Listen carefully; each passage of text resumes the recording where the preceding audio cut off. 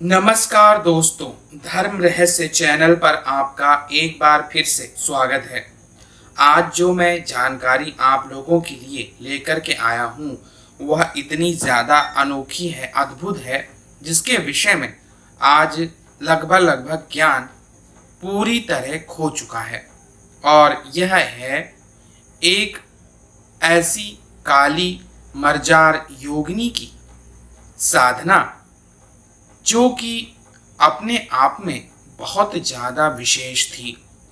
किसी युग में इसकी साधना करके बड़ी बड़ी सिद्धियां और दुर्लभ शक्तियां प्राप्त की जाती थीं।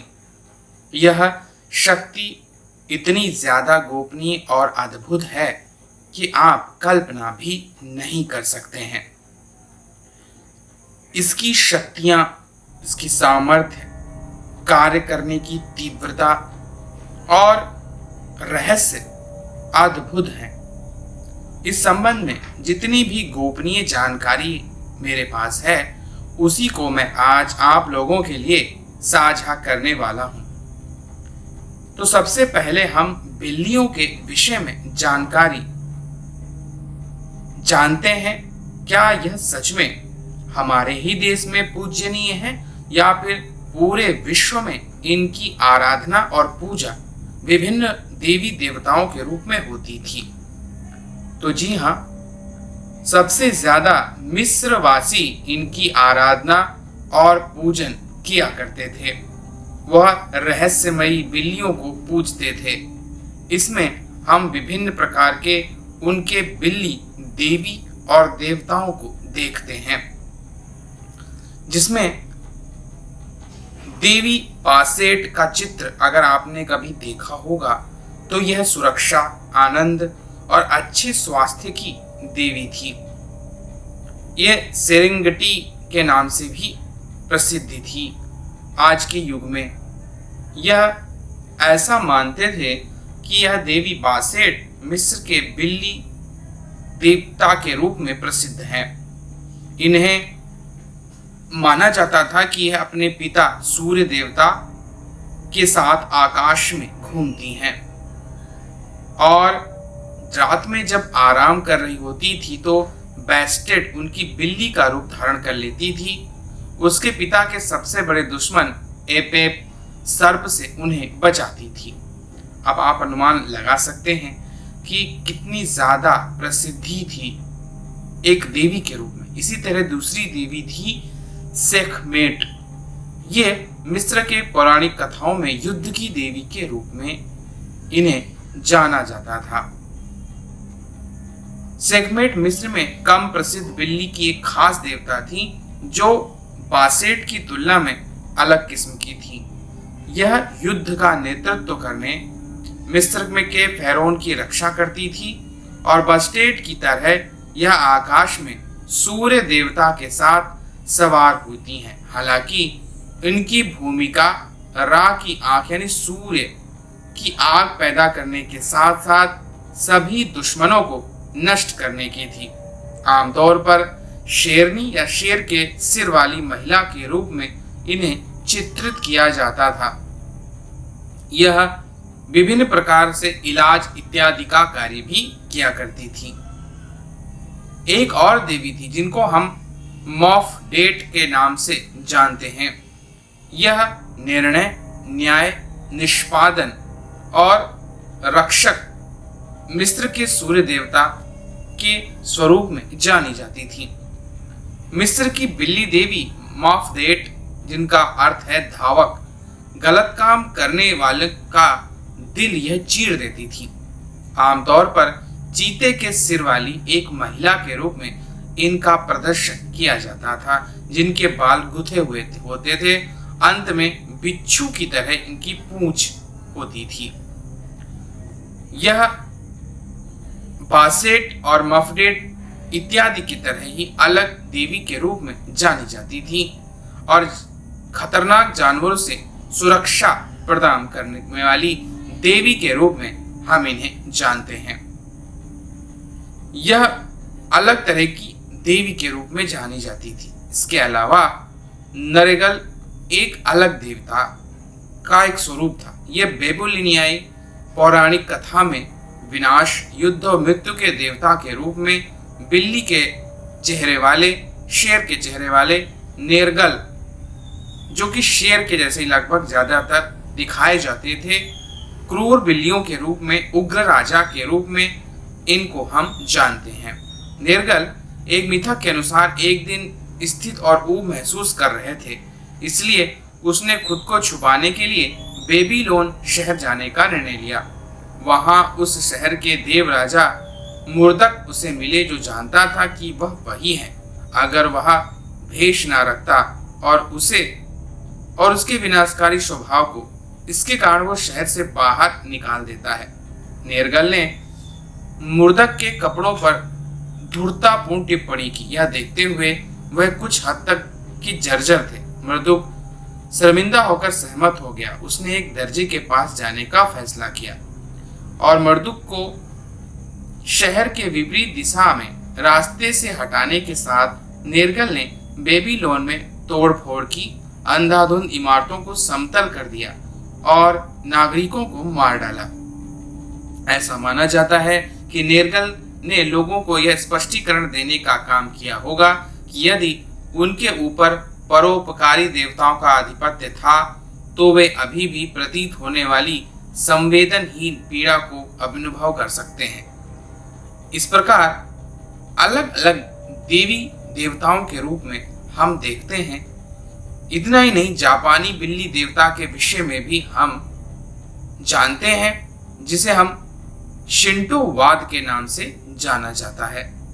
तो इसके अलावा बहुत सारे और भी देवी और देवता हैं, लेकिन अगर हम अपने यहाँ बात करें तो यह तंत्र पूरी तरह से समय के साथ नष्ट हो गया। इसमें एक महाशक्तिशाली योगिनी, जो कि काली बिल्ली के रूप में और जिनका जो शरीर होता था वह बिल्ली का होता था और चेहरा इंसानी होता था, यह योगिनी शक्ति बहुत ही भयानक भी थी और बहुत मासूम भी थी। भयानक इसलिए कि जैसे बिल्ली क्रोधित होने पर शिकार करती है और किसी भी हालत में मार डालती है किसी भी अन्य जीव को, उसी तरह यह क्रोधित होती थी तो बहुत विनाश कर देती थी। और अगर यह प्रसन्न हो तो जैसे बिल्ली गोद में बैठकर दुलार करती है, उसी तरह ठीक यह दुलार करती थी। यह जब पत्नी या प्रेमिका के रूप में सिद्ध हो जाती थी, तब इसके साथ इसी रूप में तांत्रिकों को शारीरिक संबंध बनाते देखा गया था। इससे आप अनुमान लगा सकते हैं कि यह कितनी दुर्लभ स्थिति होगी। एक ऐसी शक्ति जिसके बारे में आज ज्ञान पूरी तरह खो चुका है, एक बिल्ली के शरीर वाली, खड़ी होकर चलने वाली, जिसकी लंबी काली पूंछ हो, शरीर श्याम वर्णी यानी कि काला हो, चेहरा पूरा इंसानों का हो, कान बिल्ली के हों, सिर्फ आंखें, नाक, होंठ और हाथ इंसानों का हो, बाकी पैर में नीचे पंजे हों, पेट का शरीर भी वैसा ही हो, लेकिन यह खड़ी होकर के चल सकती थी। यह देवी इतनी ज्यादा अद्भुत थी कि आज के युग में अगर इसकी शक्तियां किसी पुरुष को प्राप्त हो जाएं सिद्धिकरण में, तो फिर वह बिल्लियों की तरह बहुत तीव्रता से दूर तक उछल सकता था। इसकी सामर्थ्य से लगभग 50 मीटर तक आदमी छलांग लगा सकता था। आंखों में बहुत तेज चमक होती थी। कितना भी ज्यादा अंधेरा हो, यह सिद्धि होने पर वह व्यक्ति बिल्कुल घोर अंधेरे में भी सब कुछ बहुत अच्छी तरह देख सकता था। इसकी अलग ही विशेषताएं हैं। इसके अलावा यह मिश्रित प्रजाति की संतानें उत्पन्न करने वाली शक्ति भी हम इसे मान सकते हैं, पर यह ज्ञान समय के साथ विलुप्त हो गया है। आप इसे ऐसे समझिए कि अगर इसके साथ शारीरिक संबंध जब कोई व्यक्ति बनाएगा तो उससे जो संतान पैदा होगी उसके अंदर बिल्ली, योगिनी की शक्ति और इंसानी शक्ति दोनों मौजूद होंगी।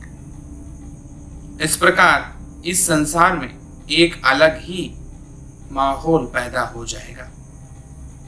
इस संबंध में कुछ छोटी मोटी जानकारी इस प्रकार से प्राप्त होती है कि एक इंसानी चेहरे वाली सामने नमस्कार की मुद्रा में सुखासन में बैठी हुई बिल्ली के जैसे शरीर वाली, जैसा कि मैंने इस वीडियो के माध्यम से आपको दिखाया है, ऐसी शक्ति को एक बाजोट पर स्थापित किया जाए। यह वह स्थान हो जो कि पूरी तरह उजड़ चुका हो, बंजर हो, जहां दूर दूर तक मानव समुदाय न रहता हो। अब इसके आगे शुद्ध घी का दीपक जलाकर काली हकीक की माला से अथवा रुद्राक्ष की माला से मंत्र का जाप करे। अखंड जाप 3 मास तक करे, यानी 3 महीने तक इसके मंत्रों का जाप किया जाता था। इसके मंत्र के विषय में भी जानकारी नहीं है। यह ज्ञान पूरी तरह खो चुका है। आपको सिर्फ यहां बताने का उद्देश्य यह है कि ऐसी शक्तियां जब सिद्ध होती थीं तो अलग ही सामर्थ्य प्राप्त करता था व्यक्ति। वह बहुत दूर तक की आवाज को सुन सकता था, यहां तक कि 2-3 किलोमीटर दूर तक जो भी इंसान बातचीत कर रहा है वह स्पष्ट सुन सकता था। इसकी सिद्धि होने पर यह उस व्यक्ति के साथ साक्षात रूप में काली बिल्ली के रूप में दिखाई पड़ती थी। लोगों को ऐसा लगता था कि यह काली बिल्ली इसकी पालतू है। रात्रि के समय दोनों का शारीरिक संबंध बनाना, जब वह इसी रूप में आकर उस पुरुष के साथ अपने वैवाहिक जीवन को आगे बढ़ाती थी, और कहते थे कि यह जब 2-4 वर्ष आपके साथ रहती थी तो संतान भी पैदा करने की क्षमता रखती थी।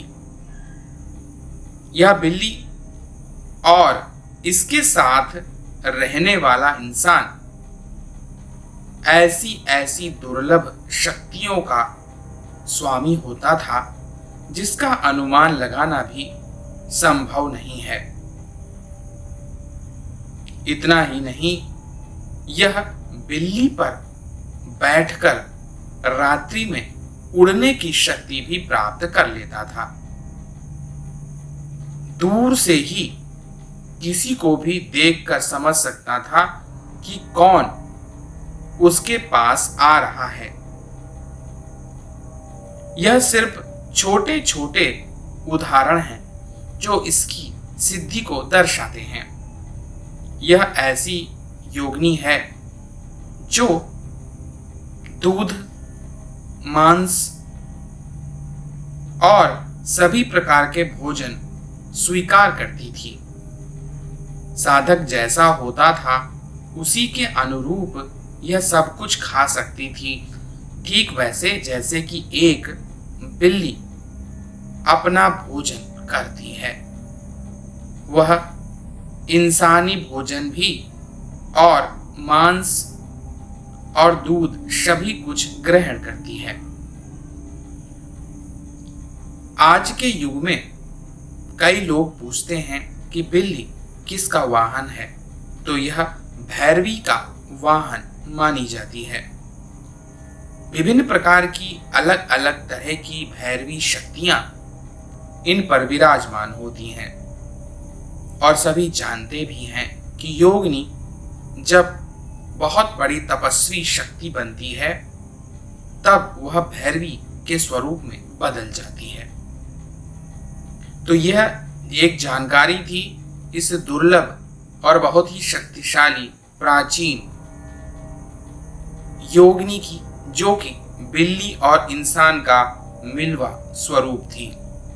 आज भी अगर कोई ध्यान पूर्वक रात्रि को सोते वक्त सच्चे हृदय से इसको अपने स्वरूप में देखना चाहे तो वह इसे अपना स्वरूप दिखा सकती है, अगर वह इस योग्य साधक हुआ तो यह थी जानकारी एक दुर्लभ साधना की। अगर आज का वीडियो आप लोगों को पसंद आया है तो लाइक करें, शेयर करें, सब्सक्राइब करें चैनल को। आपका दिन मंगलमय हो। धन्यवाद।